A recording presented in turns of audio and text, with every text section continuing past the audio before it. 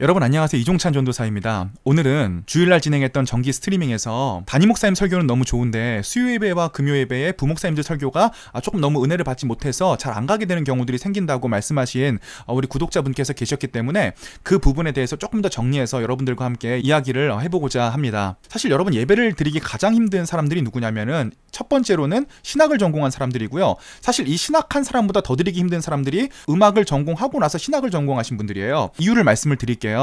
우리가 신학을 전공한다는 것은 어느 정도 성경과 그리고 예배에 대해서 전문가가 된다는 이야기이고, 그러니까 우리가 각자가 배운 어떤 가치관에 따라서 이 설교나 예배를 우리도 나름대로 판단을 하게 된단 말이에요. 그러다 보니까 이렇게 목회자분들의 설교를 들을 때 조금 내가 생각하는 신학적 틀에서 많이 벗어난 부분이 있으면은 그것을 이제 가슴으로 받아들이지를 못하게 되는 경우들이 일어나게 되고, 또 예배도 우리가 하나님께 물론 드리는 것이지만 인간이 우리의 마음을 형식적으로 어떤 표현해내는 방식이 예배의 순서이기 때문에 이 예배의 순서가 조금 잘못 짜여져 있다거나 잘 표현되지 않는 경우에 우리는 이제 그것들이 다 보이는 경우가 있는 거죠. 저를 비롯한 신학을 한 많은 분들이 어떤 예배에 대해서 한 단계 뛰어넘어야 될 경지가 있다라고 생각을 하는 편이에요.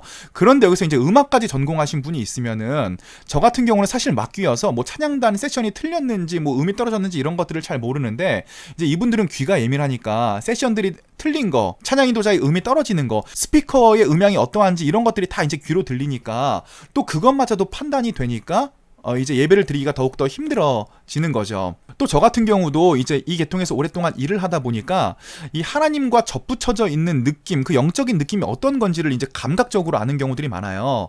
그래서 큰 교회에 갔을 때 이제 찬양 세션을 보면은 이제 보통 큰 교회는 돈을 주고 세션들을 고용하는 경우들이 많이 있잖아요. 그러면은 어떤 기타 소리 하나만 들어도 이 기타 세션 분이 물론 개인적인 판단일 수도 있지만 지난 일주일간의 하나님과의 관계가 어땠구나, 뭐 이런 경우들이 이제 판단이 되는 경우들이 있어요. 그러니까 음악적 스킬은 제가 잘 모르지만 그 연주 소리를 들으면은 이분들의 영적 상태가 또 보이니까 거기서 은혜를 받기도 하고 못 받는 경우도 하고 이제 1차적으로 제 판단이 들어가는 경우들이 있는 거죠. 그래서 이 예배를 드리기 힘든 문제는 사실은 우리 구독자분들만의 문제가 아니라 저의 문제이기도 하고 또 모든 사람의 문제이기도 하다는 거.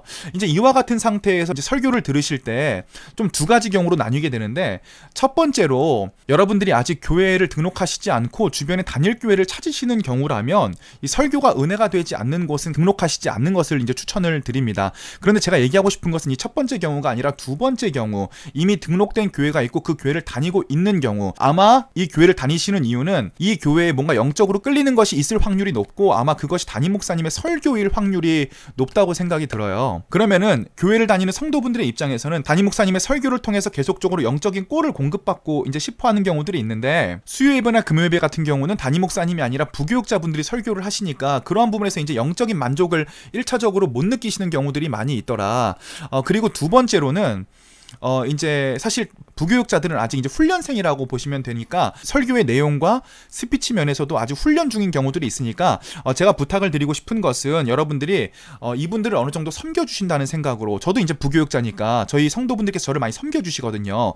설교를 많이 들어주시거든요. 섬겨주신다는 생각을 가지신다면 조금 더 마음이 이제 편하지 않을까 싶습니다.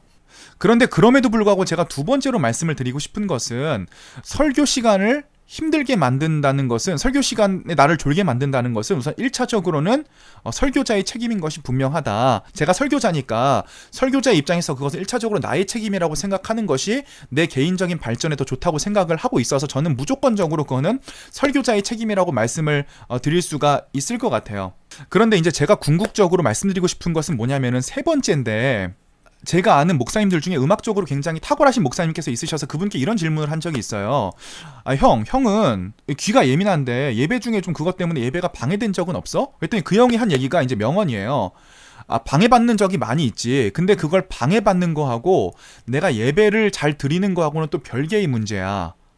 여러분 이해를 하시겠어요? 그 설교가 나에게 은혜가 되지 않을 수도 있고 신학적으로 좀 잘못될 수도 있고 예배의 구성이 우리의 마음이 제대로 표현되지 못하는 경우들도 많이 있을 수 있는데, 이것이 내 개인적인 가치관하고 걸리는 거하고 또 내가 예배를 올바로 드리는 거하고는 정말 다른 문제다. 이 형님이 영적으로 얼마나 뛰어나신지를 제가 그때 느꼈는데, 그래서 제가 말씀드리고 싶은 세 번째는, 예배가 어떠하든지 간에 상관없이 하나님 앞에 영과 진리로 예배하는 훈련을 했으면 좋겠다. 어차피 설교가 어떻고 예배의 형식이 어떻고는 사실 예배를 드리는 우리의 문제가 아니라 그분들의 문제일 가능성이 크다는 거죠. 설교가 지루하면 설교자의 문제고 예배의 형식이 이상하면 예배를 디자인한 교회의 문제인데 우리가 예배를 드리는 거에 그 문제를 끌어들이지는 말자는 거예요. 그러니까 제 전제가 이미 우리가 그 교회를 지금 다니고 있으니까 등록을 하고 있으니까 어찌됐건 중요한 건 우리가 은혜를 받는 부분이니까 그 부분에 대해서 교회의 문제와 다른 사람의 문제 때문에 우리가 예배를 드리지 못하는 경우가 없었으면 좋겠다.